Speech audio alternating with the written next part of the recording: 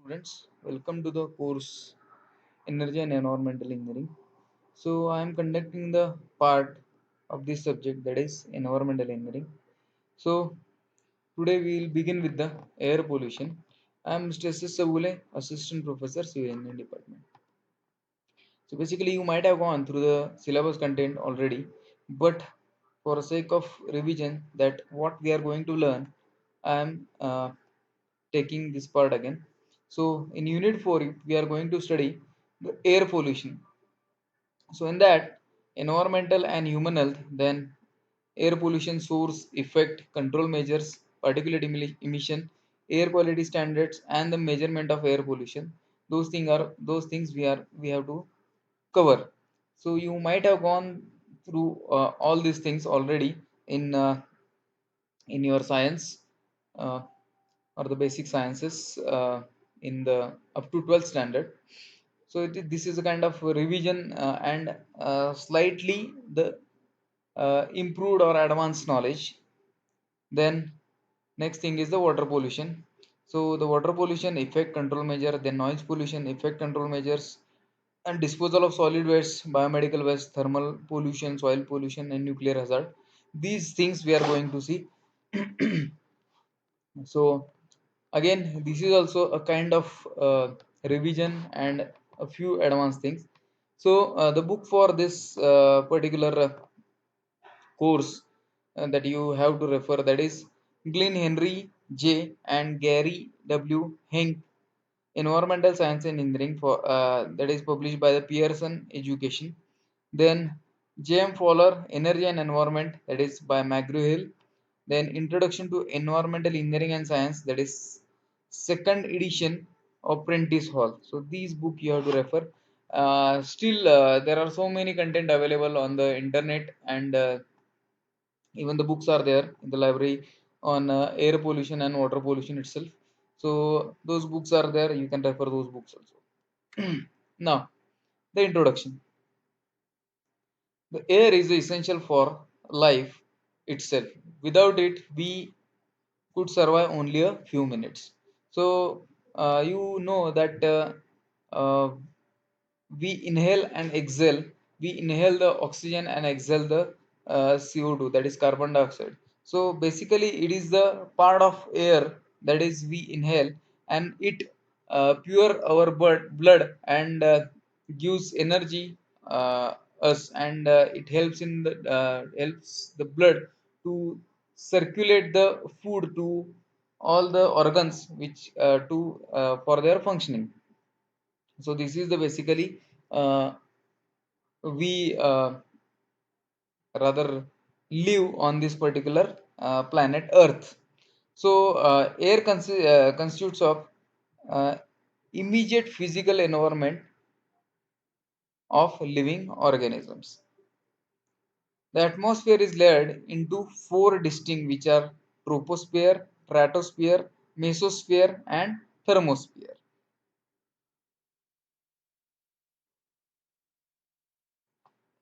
Now, normal component of our atmosphere are: the nitrogen is 78.1%, oxygen is 20.9%, carbon dioxide is 0.003%, and everything else, that is 0.007%. So this is the entire distribution of all the gases in the atmosphere.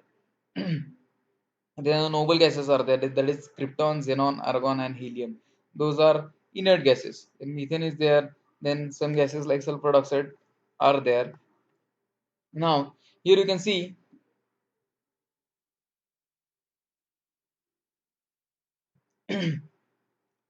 the nitrogen percentage in air. This is the oxygen percent, and this is other gases. That is carbon dioxide 0.003, argon is 1%, and all others is here. So this is the percentage of the gases in the air. So there is a fun fact.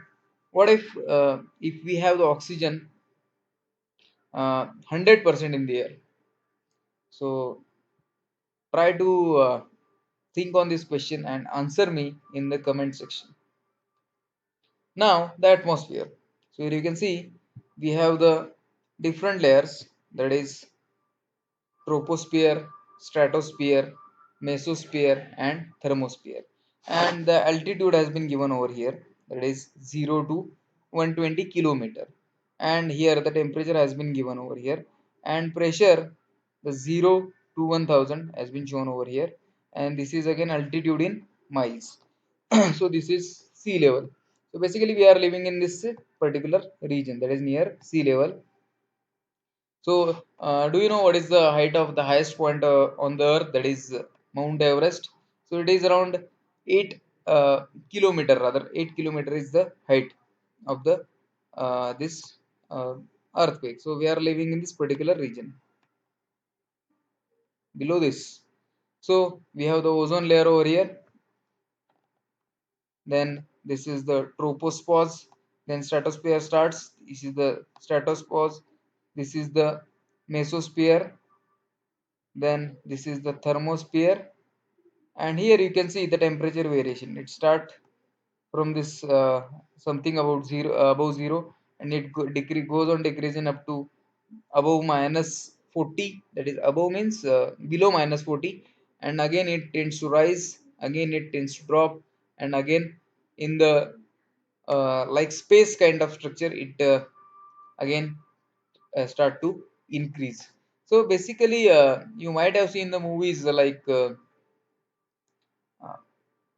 Guardians of the Galaxy and the Avengers, etc. So they have in those movies we have seen what will happen when we move to the space, and here also this pressure has been also shown. That is at ground level it is 1000 millibars, and then it tends to decreasing up above zero. So what if we don't have the atmospheric pressure above upon us? What will happen? So also answer this question in comments again. So before moving further, I will have some fun facts for you about the ozone layer. Do you know the thickness of the ozone layer? So it is about, and it in what unit it has been measured. So it is measured in the Dobson unit fact, Dobson units. So what do you know? What is the thickness of this ozone layer? It is around 300 Dobson unit, and in millimeters or in meters, do you know what is the thickness of the ozone layer? So it is around 3 millimeters. Shocking, no? It is around 3 millimeters, and it is in between this 15 to 30 kilometer above the sea level. And do you know you know the function of this ozone layer? What is the function of this ozone layer? So also comment about this uh, ozone layers. What is the work, or what is the cause of this ozone layer, or what the benefits of the ozone layer, in the comments below. Now we'll move towards the air pollution. So the air pollution consists of the gases, liquids, or the solid present in the atmosphere in high enough levels to harm humans, other organisms, or material. Or the air pollution may be defined as any atmospheric condition in which certain substances are present in concentration that they can produce undesirable effect on the man and his environment. Again, there is another definition. Air pollution is defined as one or more contaminants or combinations in such quantities and of such durations as may be or tend to be injurious to human, animal, or plant life or property, or which unreasonably interfere with the comfortable enjoyment of the life or property or conduct of business. So this is the detailed definition of the air pollution. So basically, we live in the environment that is consists of, as we have seen, those gases. If some gases are there in more uh, or they have increased their proportion, more proportion, or they have increased their proportion. So it gets kind of imbalanced, or we cannot live in that kind of condition. So obviously it will be a uncomfortable condition for us, and that is that condition is called as the air pollution. So that uncomfortable condition is might be for the human, animal, or the plant, or the property, and or if any work is going on, so uh, that condition is not favorable for that.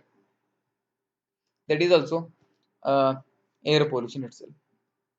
Now the air pollutants. So any visible or invisible particle or gas found in the air that is not part of the original or normal composition.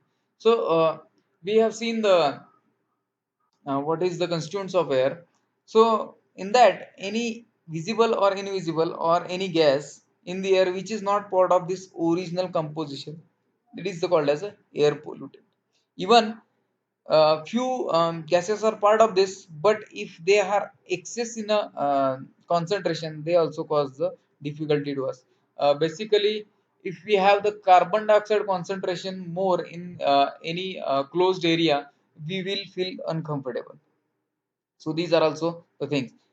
Same like if we are getting on the more height, so if we get the less amount of oxygen, so again that is again we are getting uncomfortable, but that is not kind of pollution, but that oxygen is less at that level. So that is an uncomfortable condition for us. Same way, if any in a close area or closed space, if we are breathing and the carbon dioxide amount gets more, so we will feel uncomfortable itself. So air pollution may either emitted into the atmosphere or formed within the atmosphere itself. So uh, there are two types, that is primary air pollutants, the sources such as the factory chimney or the exhaust pipe, and secondary air pollutants like ozone. So sources of primary air pollutants. First and more, that is transportation. So we lot of time we heard that is because of this transportation and gases, this pollution is occur. So what is the reason? So basically so in this our transportation, most of the vehicle comes under this category, and the source of the power of this vehicle, this that is either coal, gasoline, or petrol, or diesel. So what is this gasoline and diesel? So it is the clear petroleum derived from the flammable liquid, primary as a fuel in most spark ignited internal combustion engines. So it consists of organic compounds obtained by the fractional distillation of the petroleum. So basically, this contains carbon and hydrogen atom, as well as it contains some anti-knock agents, antioxidants, metal deactivators, lead scavengers, anti-rust agents, anti-icing agents, and upper cylinder lubricants, detergents, and dyes, because to improve the performance of the engines itself. So all these contains some sulfur, etc. So basically, these things emits the CO, that is carbon monoxide, and the SOx gases in the atmosphere. So those are the main sources. We are going to see what these gases do in the atmosphere in detail. Then 12% of then again, this is the fuel combustion is there except in the vehicle. This is apart from the vehicle. So major source is from these petroleum things. We are having the air pollution. Then industrial processes 12% and miscellaneous is 10%. So that is smoke is there due to wood burning, etc. All these things are there. Even industries, that is industries like sugar, or so many industries like these foundries are there, so they are producing the gases. Now, the main sources of air pollution of automobiles. The motor vehicles are the major source of air pollution throughout the urban areas. They emit hydrocarbons, carbon monoxide, lead, nitrogen oxides, and particulate matter. In strong sunlight, certain of these hydrocarbons and oxide of nitrogen may be converted into in the atmosphere into photochemical pollutants of oxidizing nature. In addition, diesel engine, when misused or badly adjusted, are capable of emitting black smoke or malodorous and fumes. So you might have seen sometimes we have so many old engines, particularly in the buses. That is, so they used to this emit the black smokes, etc., and we feel suddenly feel uncomfortable.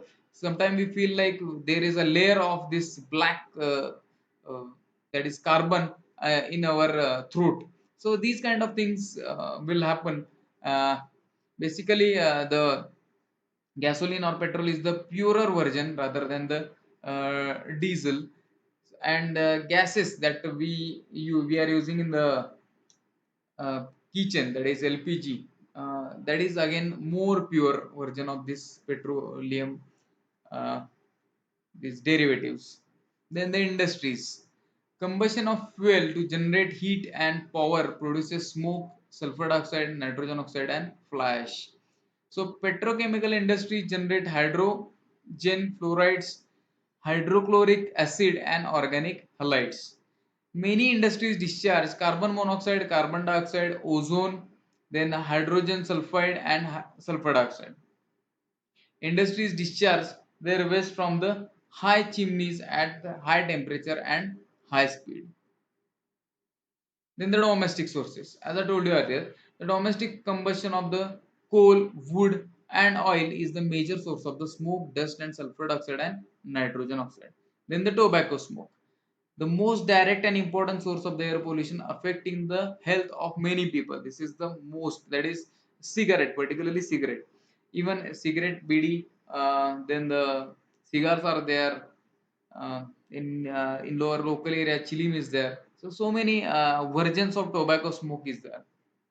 Even those who do not smoke may inhale this smoke produced by the other. That is called as passive smoking, and it is more dangerous than the active smoking because they are taking this thing in, not emitting outside like the active smokers do. So this is again uh, the different scenario of the this particular air pollution. The miscellaneous. These comprise burning refuse, incinerators, spraying, natural sources like windborne dust, fungi, molds, bacteria. These are the kind of particulate matter and nuclear energy programs. All these contribute to the air pollution. So in sometimes in nature also that air pollution occurs, that is by uh, burning in the jungles or something like that, or even sometimes due to wind some particulate matter flow in the air, that is also kind of pollution. Now, although the Earth's atmosphere extends to several layers above the surface, it is only first 30 kilometers that hold the major portion of the atmospheric gases. So, as we move above, as we have seen earlier, there will not be any pressure, that is pressure is less over there. So this first 30 kilometer hold the major portion of the atmospheric gases. The man is most directly concerned with only 8 to 10 kilometers, as I told you earlier, of this atmosphere. The level of the atmosphere pollution at any one time depends upon the meteorological factor, that is topography, air movement, and the climates, etc. So wind help in dispersal and dilution of the pollutants. If topography is dominated by the mountains or the tall buildings, the wind becomes weak and calm. The pollutant tends to concentrate in the breathing zone. So sometimes you might have seen in the city like Pune, uh, I have visited to the Siehgad Fort sometime. So if you go there and you can see Pune city from there, you'll find the large cloud of this dark pollutants is there above that particular uh, city. So likewise, when city is surrounded by all these hills, so or the mountains, so there will be a good concentration or concentration of these pollutants in the air. And also we people, that is they're living in the particular crowded areas, so or we are concentrating our population at surround some places like Mumbai, Pune. These cities are there, so we also help in uh, increasing the pollution in that particular climate, cities or the climate. Again, the vertical diffusion of the pollutants depend upon the temperature gradient. When there is a rapid cooling of lower layer of air, that is temperature inversion, there is a little vertical motion of the pollutants and water vapors remain trapped at lower levels and result in the smog that we'll see in coming part.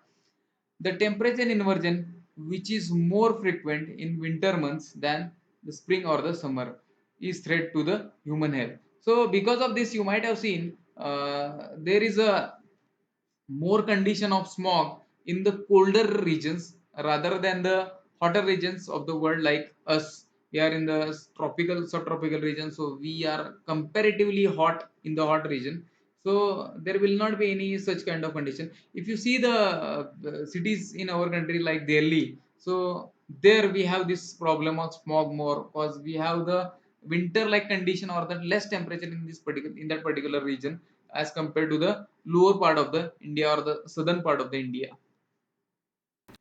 This is all for the today's lecture. References for today's lecture is the website, that is SlideShare, and in coming lecture we are going to see the pollutants and their controls and measures. Uh, thank you for today's lecture.